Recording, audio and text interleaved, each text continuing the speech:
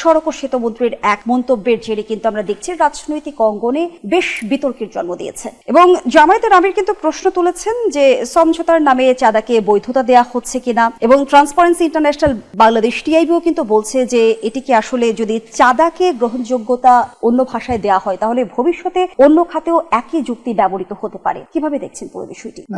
আমার কাছে মনে হয় খুব স্বাভাবিক, এর মধ্যে কোনো ব্যতিক্রম দেখছি না।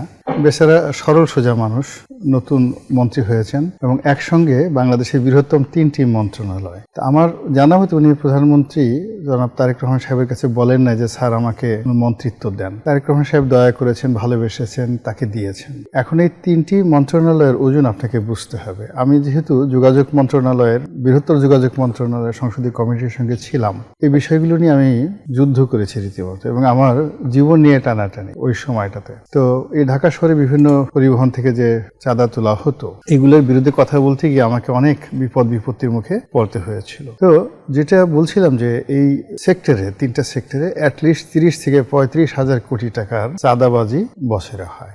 এখন রেল আছে, ওনার নৌ পরিবহনের মন্ত্রণালয়ের বিশাল, আপনি নৌ পরিবহন মন্ত্রণালয়ের সদরঘাট থেকে শুরু করে চট্টগ্রাম বন্দর থেকে শুরু করে আরো অনেক কিছু। এখানে যে কি পরিমাণ চাঁদাবাজি আছে আর এর সঙ্গে যে কত বড় সিন্ডিকেট রয়েছে, যেটা রবিউল সাহেবের মতো 1000 রবিউল সাহেব একত্র হয়েও কিন্তু কিছু করতে পারবেন না। তো তাকে এই মন্ত্রণালয়ে বসতে গিয়ে অনেকের সাথে সমঝোতা করতে হচ্ছে, অনেক কিছুকে বুঝতে গিয়ে তিনি হয়তো এই কথাটা যেভাবে বলা উচিত সেভাবে আসলে বলতে পারেননি।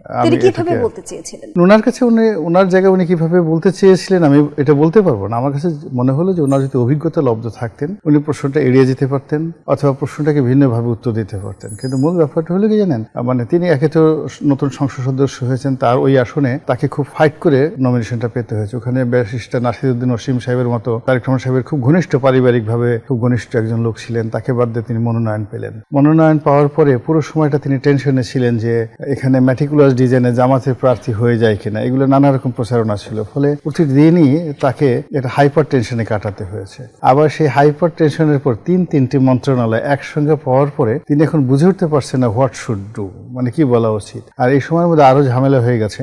বিএনপির যে সমস্ত বড় বড় নেতা, যারা রবিউল সাহেবের চেয়ে অনেক বড় নেতা কিন্তু কোনো মন্ত্রণালয় পাননি, বা যারা পেয়েছেন ছোট ছোট মন্ত্রণালয় পেয়েছেন, এখন তারা সবাই অনেক ঈর্ষা নিয়ে, রাগ নিয়ে, ক্রোধ নিয়ে এই ভদ্রলোকের দিকে তাকান। এই আসলো কোত্থেকে, পেলো কোত্থেকে, কি দেখেছেন তারেক রহমান সাহেব ওনার মধ্যে। এই জিনিসগুলো উনি বারবার দেখতে না ওনার মেজাজটা স্বাভাবিকভাবে নাই। তো আমরা এই মিডিয়া একটু ক্ষমা সুন্দর দৃষ্টিতে যদি স্বাভাবিকভাবে তার প্রতি হৃদয়বান হতাম যে ওই জায়গাতে আপনি আমি থাকলে আমাদের অনেক সমস্যা হতো, আমি তো মানে রাগ হয়ে যেতাম, আমি হলে রাগ হয়ে যেতাম যে আমাকে চাঁদার কথা জিজ্ঞাসা করেন কেন, আমি কি চাঁদা খেয়েছি, আমি কি চাঁদা দিয়েছি, আমি সবে মাত্র এসে বসলাম আজকের দিনে আপনাকে এই কথা নিয়ে বলতেছেন, আমাকে একটু বুঝতে দেন কে কত আছে, আমাকে অভিযোগ দেন, ইত্যাদি নানাভাবে বলতে পারতো। যাই হোক, ভদ্রলোক যেভাবে বলছেন আল্লাহ তাকে সুমতি দান করুক। এখন সারা বাংলাদেশ আসলে মূলত তার যে নিয়োগকর্তা তারেক রহমান সাহেবকে তো কিছু বলতে পারতেছে না। আমাদের দেশে সবসময় যারা কর্তা ব্যক্তি থাকে তাদেরকে সবাই স্কেপ করে যে এর কোনো দোষ নাই, যত দোষ নন্দদেব ঘোষ। এখন সব রাগ এসে পড়েছে এই রবিউল সাহেবের উপর। আমার তো ভয় হচ্ছে এইভাবে যদি সাংবাদিকরা একের পর এক, মানে যাকে বলা হয় তার বিরুদ্ধে বিষোদ্গার করতে থাকেন, ভদ্রলোকের চাকরি নিয়ে টানাটানি লেগে যাবে, অথবা তিনি মেজাজ হারিয়ে ফেলবেন, মানে অথবা তার অনেক কিছু হতে পারে, এমনকি হার্ট অ্যাটাকও হতে পারে। এটা একটা যন্ত্রণার মধ্যে। চাঁদাকে যখন আসলে সমঝোতার সাথে তুলনা করা হয় তখন সাধারণ মানুষের কাছে কি বার্তা যায়? সাধারণ মানুষ তো দিচ্ছে, এগুলো তো আমাদের দেশে একটা ট্রেডিশনাল। কেউ কি খুশি হয়ে দিচ্ছে? জনাব গোলাম মনোরণী খুশি হয়ে কি কেউ দেয় নাকি? এটা কেউ কিন্তু খুশি হয়ে ভাড়াই দিতে চায় না, সবাই তো মাগনা যেতে চায়, বলে রেলের টিকিট মাগনা করে দাও, তারপর শেষে আমরা এই যে বাসে যাচ্ছি সেটাও টিকিট মাগনা করে দাও। কেউ কি খুশি হয়ে দেয় নাকি? ভাড়া বাড়ালে যে কোনো জিনিস করলেই একটু টানাটানি করতে হয়। আমরা তো বাংলাদেশ আসলে টানাটানির মধ্যেই, ডাল ভাতের মধ্যেই নিজেদেরকে মানিয়ে নিয়েছি। এখন যেটা মেনে নিয়েছে, যেটা ট্রেডিশন হয়ে গেছে, যেটা ঐতিহ্য হয়ে গেছে, এবং এই ঘটনার সঙ্গে বিএনপি, আওয়ামী লীগ, জাতীয় পার্টি এরা সব ভাই। এই যে 30,000 কোটি টাকার যে চাঁদাবাজি হচ্ছে প্রত্যন্ত অঞ্চলে, সেই একটা টেম্পো স্ট্যান্ড থেকে শুরু করে একটা মোটরসাইকেল স্ট্যান্ড, এর সঙ্গে থানা জড়িত, পুলিশ জড়িত, মাস্তান জড়িত, টাউন, 30,000 কোটি টাকার এই ভাগাভাগি কাদের মধ্যে হচ্ছে? কারা লাভবান হচ্ছে? শ্রমিক, মালিক, নাকি আসলে রাজনৈতিক ছত্রছায়ায় থাকা ব্যক্তিরা? বহু সংখ্যক মানুষ, অর্থাৎ এখানে ধরেন 30,000 কোটি টাকা যারা নিচ্ছেন, অন্ততপক্ষে এর সঙ্গে তো 5-6 লাখ লোক জড়িত আছে, এর মধ্যে দেখবেন কোনো ভিক্ষুকও জড়িত আছে হয়তো।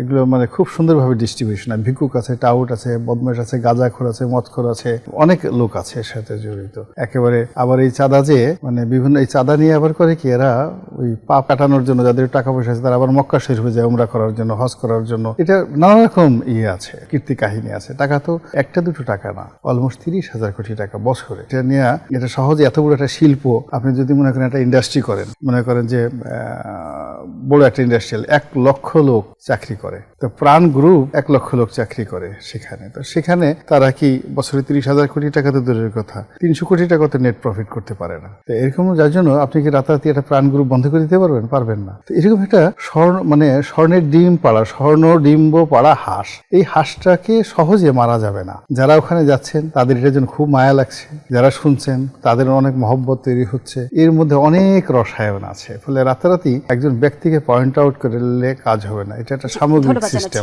জনাব গোলাম মাওলা রনি।